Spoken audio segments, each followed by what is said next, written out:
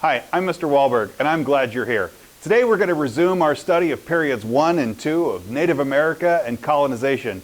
And today we're in episode 2, A Whole New World. So return with us now to the thrilling days of yesteryear. From out of the past come the thundering hoofbeats of Wahlberg's APUSH. History class rides again!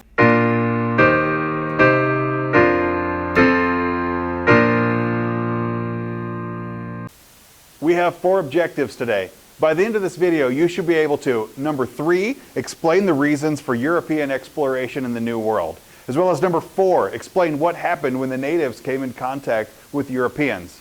5, you should be able to identify the chief features of the Spanish Empire in America, and 6, you should be able to identify the chief features of the French and Dutch settlements in North America as well. Let's begin in Roman numeral number 3, where we talk about the expansion of Europe and Asia. Now here we're going to step outside of the boundaries of what most people think of as typical American history, but it's important that we understand what's going on in the rest of the world and to set a backstory for what's happening in exploration and navigation. Let us turn our eyes eastward to the Orient, where we meet Chinese Admiral Zheng He, who led several naval expeditions on the Indian Ocean between the years 1405 and 1433. Zheng He even explored East Africa on his 6th voyage. And the reason that we turn to Zheng He is because he's the one that really proves to the world that long-distance sea travel was possible and profitable. Things like the caravel, the compass, and the quadrant made travel along the African coast possible for Portuguese explorers in the early 15th century. And it was Portugal that really emerges as the first major naval power of the West, when it established trading posts along the western coast of Africa. The Portuguese then began colonizing Atlantic islands and establishing sugar plantations to be worked by slaves. And that brings us to subpoint B. Slavery was already a form of labor in Africa before Europeans arrived. And I don't say that to excuse the practice, but I do want to point out that it was Portugal and others who accelerated the buying and selling of slaves there, and really took it to a much different level that I think we can say was problematic for the rest of human history. But by the time that Vasco da Gama sailed to India in 1498, Portugal had established a thriving and huge trading empire. Roman numeral number 4. Explorers financed by the Spanish monarchs of Ferdinand II of Aragon and Isabella I of Castile discovered the Western Hemisphere for Europeans. Those two had been married in an arranged match to join their Christian kingdoms. And the young rulers then completed the centuries-long Reconquista, which was the effort by Spanish Catholics to drive Muslim Arabs out of Europe. And they completed that in about 1492, which is a portentous year. Ferdinand and Isabella were married out of an arranged marriage, like a lot of royal marriages would be, but theirs appeared to be pretty successful as they got along swimmingly with similar goals and similar ideals. And in 1492, when their armies had captured Grenada, the last Islamic state in Europe, the Reconquista comes to its end. Ferdinand and Isabella also sought to expand trade in their empire. There they enlisted the services of Christopher Columbus, a Christian mariner from Genoa. Christopher Columbus wasn't Spanish, he's from Genoa, and today what we think of as a corner of Italy. And Columbus believed that the Atlantic Ocean, which had been long feared by Arab merchants as a 10,000-mile wide green sea of darkness, he believed that the Atlantic Ocean was a much narrower channel separating Europe and Asia. Although they were dubious about Christopher Columbus's theory, Ferdinand and Isabella arranged for financial backing from Spanish merchants, and then they gave Columbus the charge to go find a western route to Asia. Therefore, he could carry out the dual goals of carrying Christianity to its people and establishing profitable trade routes. That's worth noting that both of those goals were goals of Europeans in this era. It's also, we need to take a small aside to talk about how basically nobody thought the world was flat. That people have known that the world was round since the ancient Greeks, when Ptolemy comes up with a Ptolemaic model, putting the Earth in the center of the universe, and Copernicus, who switched to the heliocentric model, putting the sun in the center of the universe. Those models only make sense with a spherical Earth. So I'm here to tell you that when your history teachers have told you before that Columbus was going to sail off and fall off the edge of the world, essentially no person thought that at the time. There's probably more flat earthers today than there were in Columbus's era. Christopher Columbus then set out in 3 small ships in August of 1492. And after a perilous voyage of 3,000 miles, he disembarked 6 weeks later on an island in what's the present-day Bahamas, believing that he had reached the Indies. I'm also going to say the Indies, and don't think of as like India necessarily. Maybe it's better to think of Indonesia, the islands of the Indian Ocean. There he reached people. He found people, the native inhabitants, the Taino, the Arawak, and the Carib peoples, and he called them the Indians of the islands of the West Indies. He was a little surprised by their crude living conditions because Europeans did have knowledge of the Indies Islands, so he was a little surprised by the living conditions that he found, but he believed that the natives were smart and resourceful and would easily convert to Christianity. Then he heard the stories of the rivers of gold, and Columbus assigned 40 men to the island of Hispaniola to go find those rivers of gold, where Columbus himself sailed back to Spain to return as a hero. Columbus was then named governor of Hispaniola, and this is where our story of Columbus really takes a radical change. Columbus as an explorer, I think we could say, is a pretty admirable figure. He's a reasonably good captain. He's as well studied as any person is of his day. It's actually kind of hard, as John Green says, to discover a continent. So when he does that, it's a happy accident that is not a proof of his incompetency. It isn't until he's named as the governor of the islands where our story of Columbus changes. He's competent as an explorer. He's not competent as a governor. Being named governor of Hispaniola was the largest island of the West Indies, and there is where he earned his reputation as the tyrant of the Caribbean. He ruled with really draconian brutality. He held the governorship there for 6 years, and was, eventually arrested by royal guards and dragged back to Spain for his cruel treatment of the people. And there he was stripped of his titles and his governorship. He was allowed to return to the West Indies, but no longer as a person in charge. It was Amerigo Vespucci, a Florentine explorer, so another Italian, who when sailing around the coast of South America around 1500, offered proof that the New World was the Nuevo Mundo, the New World. It was Amerigo Vespucci who would write these compelling travelogues. He was really a great writer, and his stories of the sailing and the exploration, when published again back in Europe, sparked significant interest from the public for the New World and its exploration. It was a German cartographer who began to label the new continents after the lands of Amerigo, giving us the terms of North America and South America. We don't call them North Columbia and South Columbia, although it sounds like it could be a thing. It's Vespucci, the one that really introduces the New World on a grand scale to Europeans. The Spanish invasion of the Americas, though, had a significant impact on life in those continents, as well as an impact of life in Africa and back in Europe, due to the process of biological transfer that historians refer to as the Columbian Exchange. Diseases from Europe and Africa, to which Native Americans had no immunity, drastically reduced and even wiped out some Indian populations. But food items brought from Americas back to Europe and other continents, they contributed to population booms. And while there was often a calorie shortage back in Europe, now this provided a stable food source for the people of the Old World. That contributed to a population boom, which will complicate some things a little bit later in our story. And then the arrival of domesticated animals and crops from the Old World back to America, as well as the unintended travelers like dandelions and other weeds, the bane of every lawn care nut there is, those traveled and forever changed the American landscape. Roman numeral number 5. In the early 1500s, Spanish conquistadors Cortés and Pizarro led devastating expeditions against the Aztec and the Inca people in South America. Spain had established a stable government modeled after the home rule and absolutism of their native country. Power flowed from the king to a council of the Indies to viceroys and ultimately down to local officials.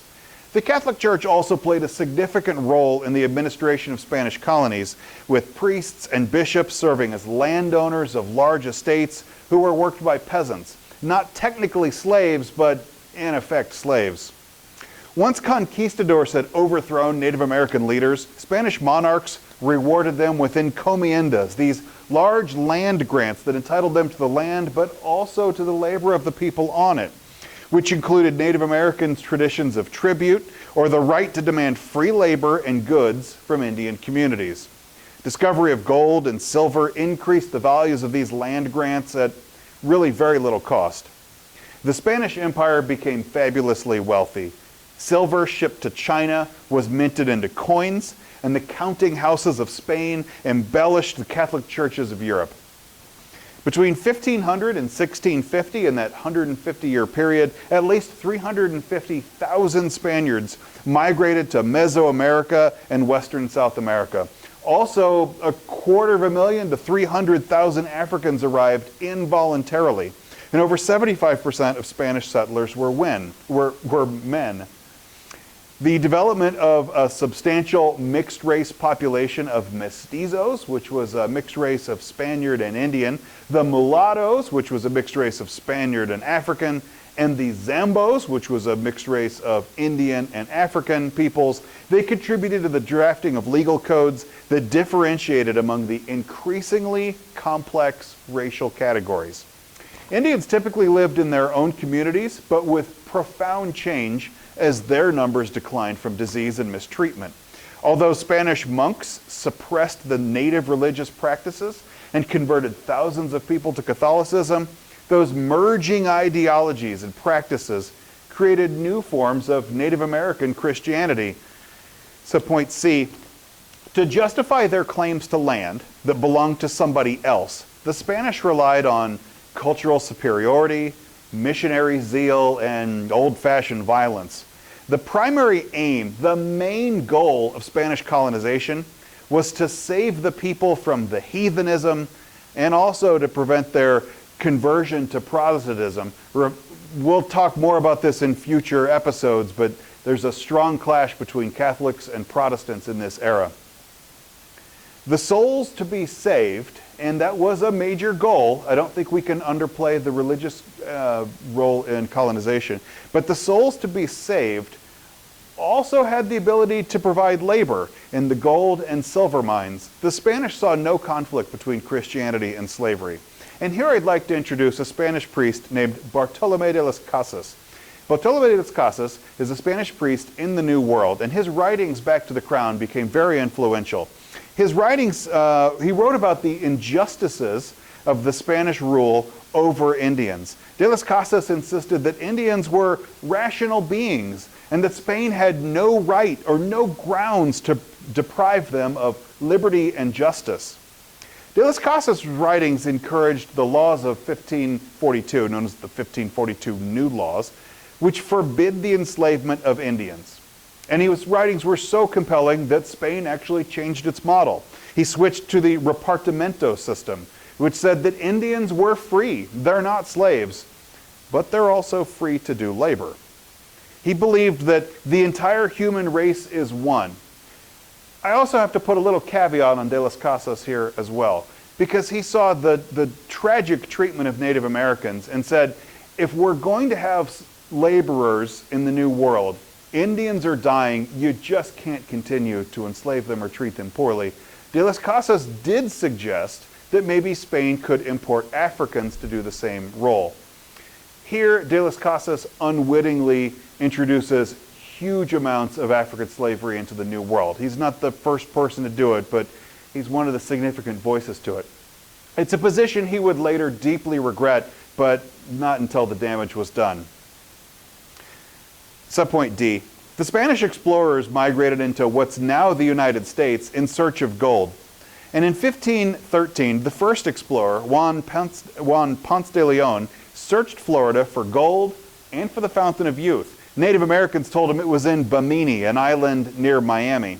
And between 1520s and the 1540s, that two-decade period more or less, large Spanish expeditions traveled through Florida, through the Gulf of Mexico region, and even into the American Southwest.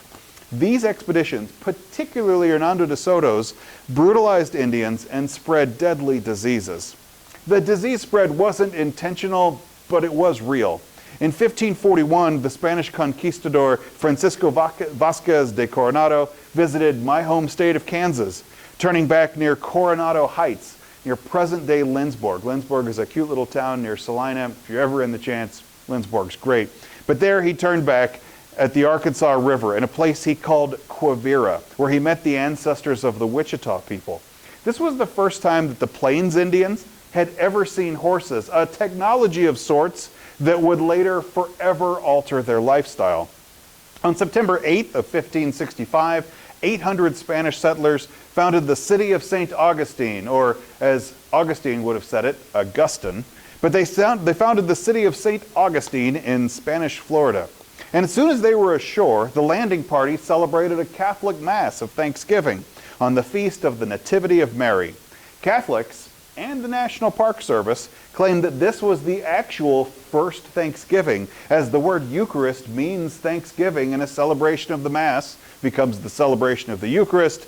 It's not that the ones the Pilgrims didn't count, but if we're talking about the first Thanksgiving. Afterwards, the Spanish laid out a meal to which they invited the local natives as guests.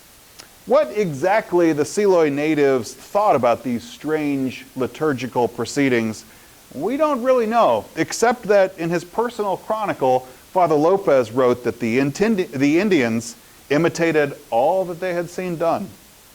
Subpoint E. Florida, the first present-day United States area was colonized by Spain. And they had forts built as early as the 1560s to protect Spanish treasure fleets from pirates. Spanish missionaries hoped to convert Indians to Christianity, though in Florida at least, they still didn't have much success. As late as 1763, Spanish Florida was not strongly populated by European settlers. There was only about 4,000 or so European descendants there. Here I'd like to tell you the story of the Pueblo Revolt in subpoint F. A Pueblo Indian named Pope had been a captive of the Spanish, but he was released when the Spanish needed to focus on a war with the Apache people. So we're turning westward here to the American Southwest. In 1680, Pueblo Indians, led by Pope, rebelled against Spanish colonists in what's present-day New Mexico for forcing Indians to convert to Christianity. The Pueblo Revolt was the most complete victory for Native Americans over Europeans, and it was essentially the only wholesale expulsion of settlers out of North America. Roman numeral number 6, let's turn and focus on the French and Dutch colonization patterns here as well. Let's start with New France. In 1608, Samuel de Champlain founded Quebec, and Quebec became the first permanent French settlement, and New France became a vast fur trading empire. And here I think we're going to see a very different model of the way that France thinks of its colonies versus the way that Spain thinks of theirs. Spain is an extractive mining colony where all the best stuff is ripped out of the ground, people are essentially slaves, and then sent back to the home country. The French don't focus on that. Instead, they become a fur trading empire, or try to build one. And that fur trading doesn't rely on Indians to serve as slaves, but instead as business partners. And that changes the whole understanding of the way the French will interact with Native Americans. The Huron Indians received guns from the French, and they were the first to welcome the Catholic missionaries, Jesuit priests known as the Black Robes because of the black cassocks they wore, and welcomed those black robes into their communities. Attempts to turn France into a successful farming colony failed. Despite generous terms to indentured servants, we're going to talk more about indentured servants in a few episodes, but despite the generous terms to indentured servants, nobody wanted to live in the cold and forbidding landscape of Canada. Few people moved there, and by 1698, only 15,200 Europeans lived in the whole of the New France colony. Most French colonists were indentured servants, and as soon as they could legally do so, they left and went elsewhere. But with few settlers, friendly relations with the Indians were essential for France and for its fur trade. The French prided themselves on a much more humane policy towards Indians than Spain did, but it's also important that their contact did inevitably bring disease. It also brought a new group of people known as the Métis. The Métis were the children of Indian women and French men, and these children would grow up to become guides, traders, interpreters, and an important go-between between the cultures. Subpoint B will focus on the Dutch Empire. In the year 1600, the Netherlands was the financial and commercial hub of Northern Europe. The Dutch took control of the slave trade and the sugar trade in the Atlantic, as well as the spice trade and silk trade in the Indian Ocean. And when Henry Hudson sailed into New York Harbor, he claimed the entire area for the Netherlands in 1609. By 1614, Dutch merchants in modern-day upstate New York were establishing a fur trading post. And in 1621, but a few years later, the Dutch West India Company founded the town of New Amsterdam in Manhattan Island. This was the new capital of New Netherland. This Dutch West India Company encouraged migration by granting huge estates along the Hudson River to any Dutchman who would promise to populate those estates. However, few came, and by 1664 there was only 5,000 people that lived in the whole of the colony. To avoid the West India Company trade monopoly, the Dutch settlement in Delaware, trying to get around their own colony's trade monopoly, pretended to be Swedish so they could do business with other countries. And in the New Netherlands, you found a remarkably diverse colony with 18 different languages spoken in New Amsterdam alone. The Dutch, like the French, came not to conquer but to trade, and they were determined to treat Indians humanely. Conflict wasn't totally avoided, and we're going to look into a story there now. When the Dutch seized prime farming land from the Algonquins and took over the trading networks, the Indians responded with force in a crippling war to both sides. But Dutch colonization emphasized commerce, not religious conversion, not seizure of land. And the Dutch prided themselves on their devotion to liberty. Liberties including things like the freedom of the press and private religious practice. They were totally unique to the Dutch, entirely unique in North America, and pretty unheard of even in the old country back in Europe. They were more tolerant in religious matters than other European countries, but the colony and the mother country both had an official religion, the Dutch Reformed Church. Governor Petrus Stuyvesant denied the open practice of other religious faiths, but no one was forced to attend church services with the Dutch Reformed Church, and nobody was executed for having different religious beliefs. New Amsterdam, the capital, was a military post. And as a military post, it wasn't governed democratically, but citizens did possess rights. Slaves even had freedoms, at least half freedom. They were free to get land and own land. Women had far more rights and independence than in any other European colonies. They could go to court. Women could borrow money. Women could own property. But when the English invaded New Netherland in 1664, the Dutch put up a light resistance. Partially light because they just didn't have many people, and partially because the colony was never economically successful. The Dutch were there to make money, and were having a hard time doing so. The Dutch put up a light resistance against the English in 1664, but it fell to England and became what we think of now as New York. These European colonizers moving into the New World, their interaction with Native Americans, it would change life for everybody. Some bad, some good, and I can't wait to tell you the story. Make sure you like and subscribe so you don't miss a thing. God bless you.